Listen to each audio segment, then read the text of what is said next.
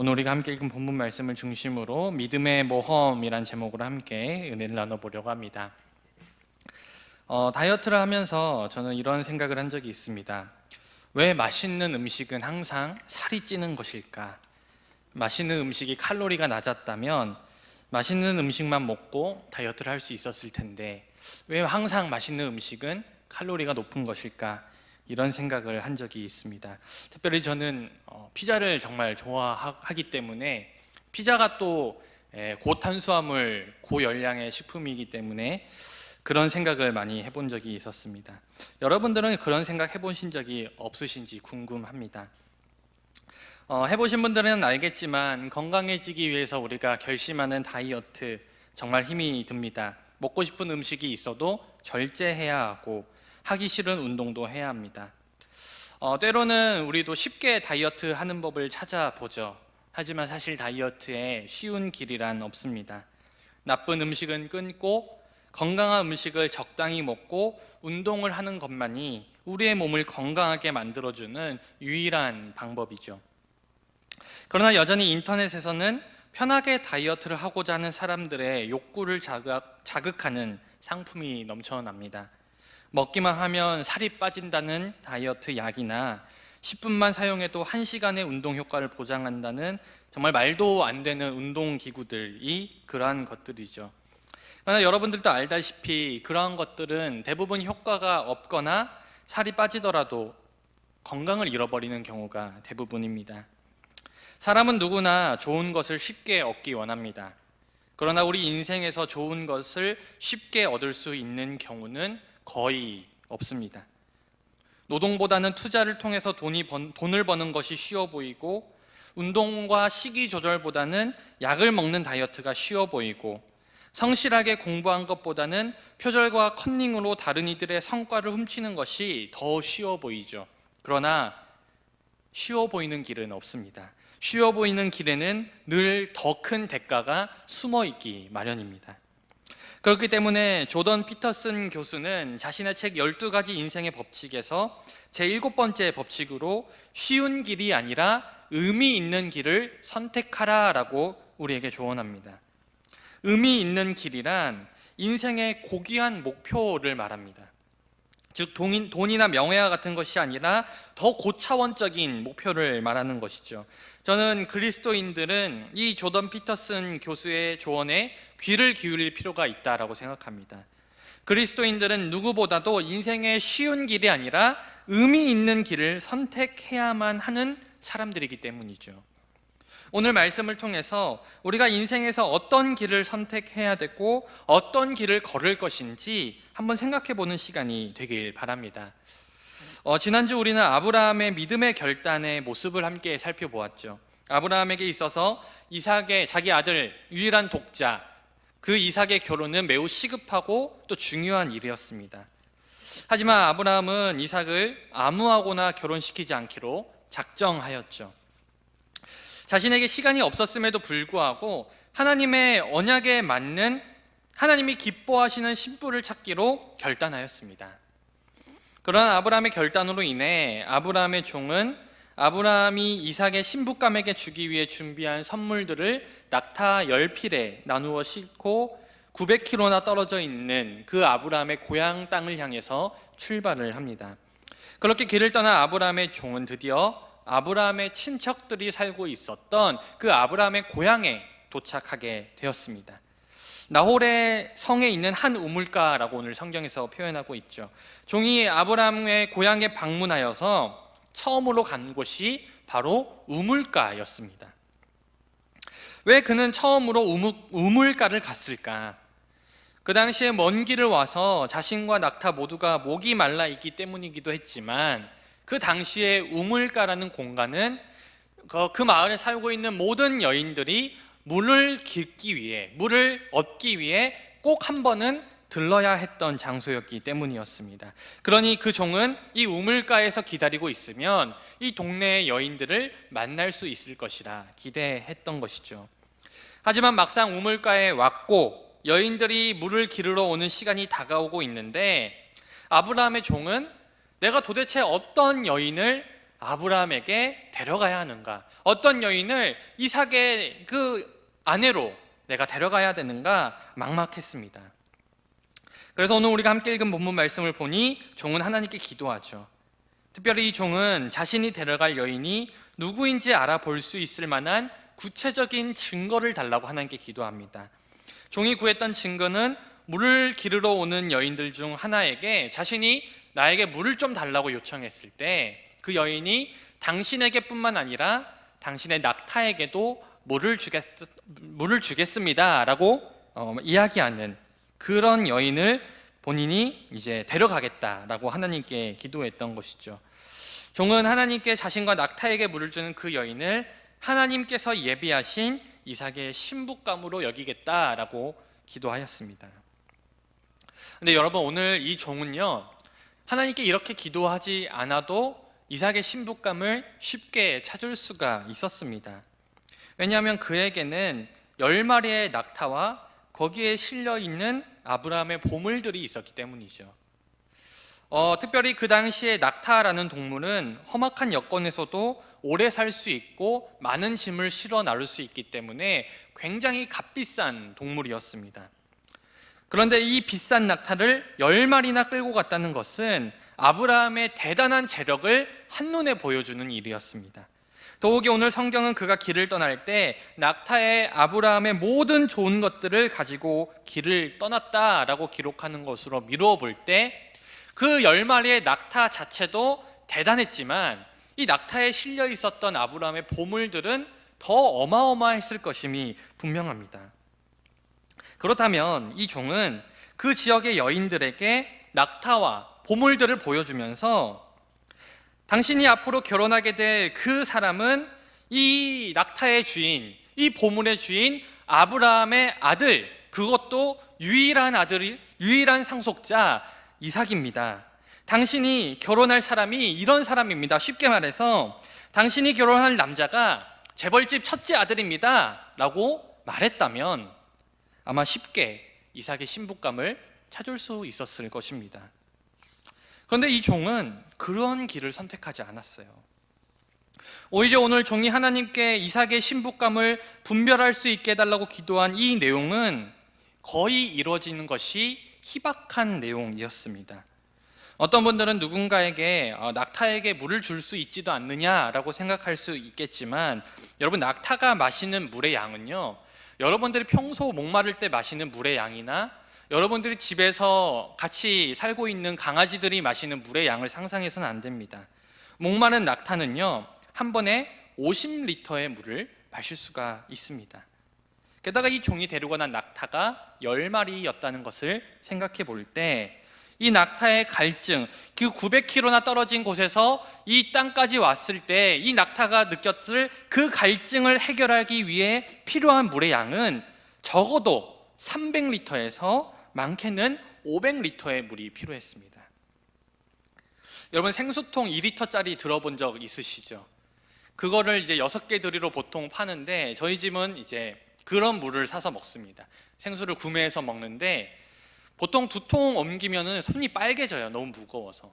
근데 그 2통을 옮겨도 몇 리터죠? 2, 6에 12, 24리터. 양손으로 그렇게 2개를 들어도 24리터입니다. 근데 오늘 이 여인이 낙타에게 줘야 되는 물의 양은 적어도 300리터였다는 것이죠. 여러분들은 만일 처음 보는 사람과 그 낙타를 위해서 500리터의 물을, 아니 300리터라도, 그 적은 양이라도 300리터의 물을 우물에서 퍼서 줄 수 있으시겠습니까? 그러니 이 종은요, 사실상 불가능한 조건을 걸고 하나님께 기도하고 있는 것이죠. 그렇다면 이 종은 왜 쉬운 방법이 있었음에도 오히려 스스로 일을 더 어렵게 만들고 있을까요? 왜냐하면 이 종은 자신의 주인 아브라함이 어떤 신부감을 찾고 있는지 알고 있었고, 어떤 여인을 데리고 가야 하나님께서 기뻐하실지 알고 있었기 때문입니다. 이 종은요, 자신이 데려갈 이삭의 이 신부감이 아브라함의 재산 때문에 결혼을 결심하는 여자여서는 안 된다라고 생각했습니다. 오히려 이 종은 시간이 많이 필요하더라도 처음부터 하나님이 기뻐하실 만한, 마치 아브라함과 같은 믿음의 성품을 가진 여인을 찾기로 결단하였던 것이죠. 아브라함과 같은 믿음의 성품을 가진 사람, 어떤 사람입니까? 아브라함이 자신에게 찾아온 나그네를 극진히 대접했듯이 먼 길을 떠나온 나그네에게 그 나그네뿐만 아니라 낙타에게까지 기꺼이 물을 떠다 줄 수 있는 여인, 그 가난하고 힘든 자들을 위해서라면 자신의 에너지와 자신의 시간을 기꺼이 희생할 수 있는 여인, 그러한 여인을 지금 이 종을 찾기 원했다는 것이죠. 그러니 하나님께 기도한 이 종의 기도는 하나님께서 나를 도와주셔서 내가 일을 빨리 할 수 있게 해달라고, 내가 좀 더 편하게 일을 해달라고 요청한 기도가 아니었습니다. 오히려 이 종은 시간이 오래 걸릴 수 있고 어쩌면 그러한 여인을 찾는 것이 불가능할 수도 있지만, 나는 하나님이 기뻐하실 만한 그러한 성품을 가진 여인을 찾겠다고 오늘 하나님께 결단하고 있는 것이고, 자신의 그러한 결단을 하나님께서 도와주시기를 간구하고 있는 것입니다.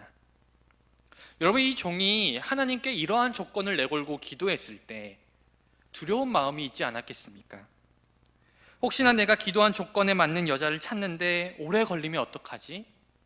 아니, 내가 이러한 조건을 걸고 하나님께 기도했는데 이러한 여인이 나타나지 않으면 어떡하지? 혹시나 내가 시간이 너무나도 지체되어서 내 주인 아브라함이 내가 그 여인을 데리고 가나안 땅으로 돌아가기도 전에 하나님의 부르심을 받으면 어떡하지? 그러한 고민들, 그러한 걱정들이 그에게 있지 않았겠습니까?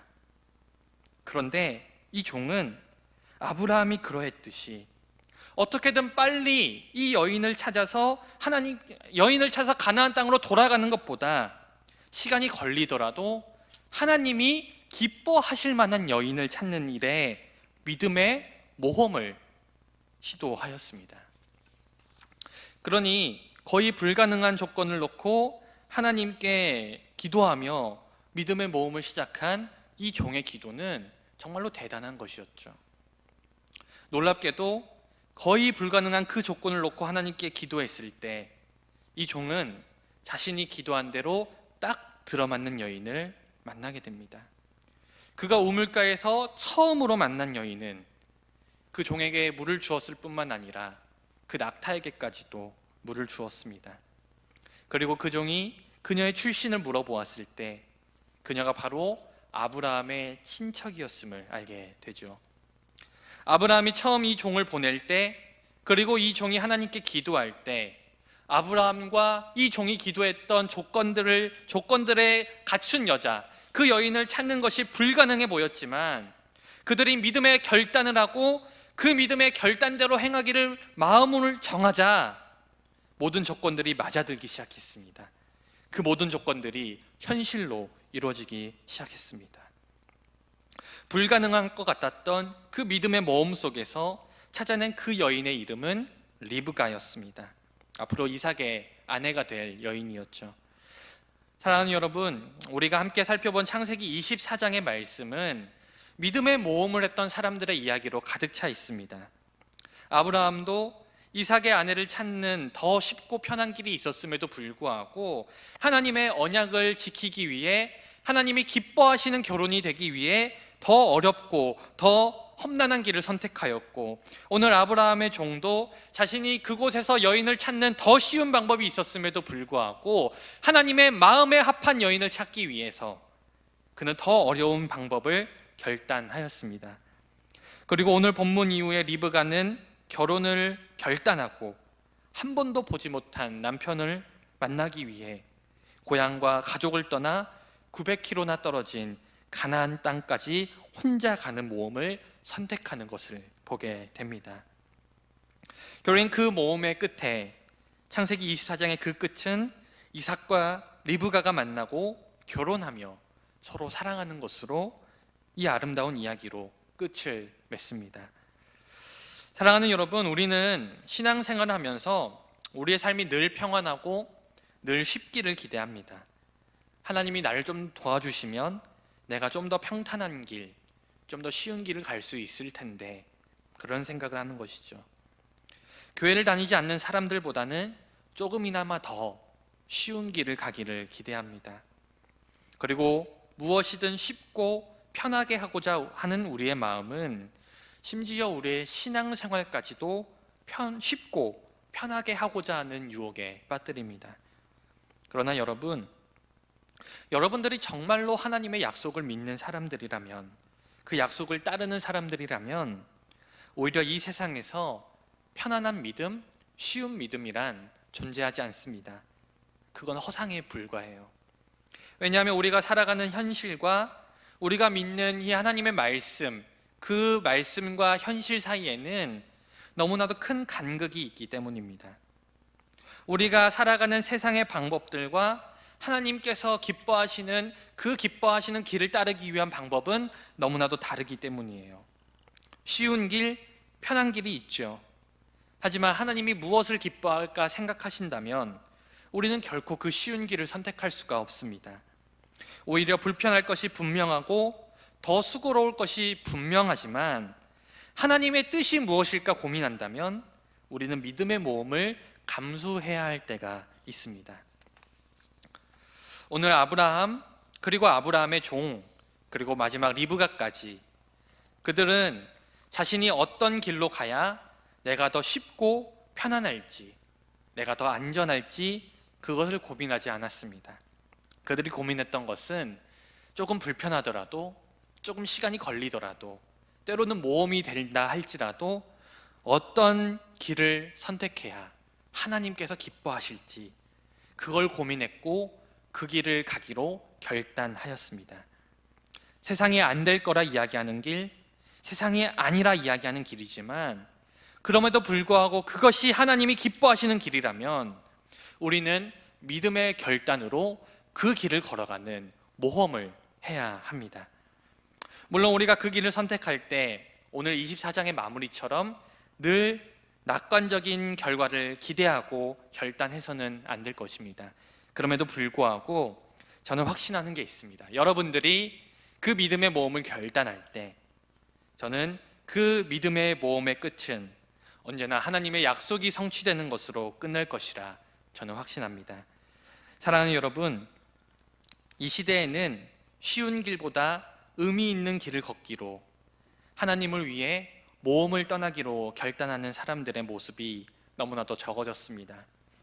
하나님의 뜻이라면 험한 길이라도 걷겠다고 마음을 정하기보다는, 하나님의 뜻이라면 죽음이 기다릴지라도 내가 예루살렘으로 가겠다고 결단하는 그 바울의 모습보다는 상황 봐가면서, 그냥 내 상태 봐가면서 더 쉽고 더 편한 길을 선택하려고 합니다. 하지만 우리에게는 믿음의 모험을 떠나기로 마음을 정하는 그 결단이 필요합니다. 그리고 그 결단으로 하나님의 약속이 나의 삶에서 어떻게 성취되는지, 하나님께서 나를 어떻게 도와주시는지, 마음을 정한 자와 하나님이 어떻게 함께 하시는지 그걸 경험하는 그 경험이 우리에게 분명히 필요합니다. 그래야만 우리는 신앙의 성숙을 이룰 수 있고, 그래야만 우리는 또다시 믿음의 모험을 결단할 수가 있습니다. 사랑하는 여러분, 부디 쉬운 길이 아니라, 편한 길이 아니라 의미 있는 길, 즉 하나님께서 기뻐하실 그 길을 선택하는 여러분들의 믿음의 모험을 통해 하나님께서 여러분들의 삶 속에서 어떻게 역사하시는지 체험하고 그 여러분들의 삶의 모습을 통해서 더 많은 사람들이 하나님을 믿고 주님께 돌아오는 역사가 있기를 주님의 이름으로 간절히 축원드립니다.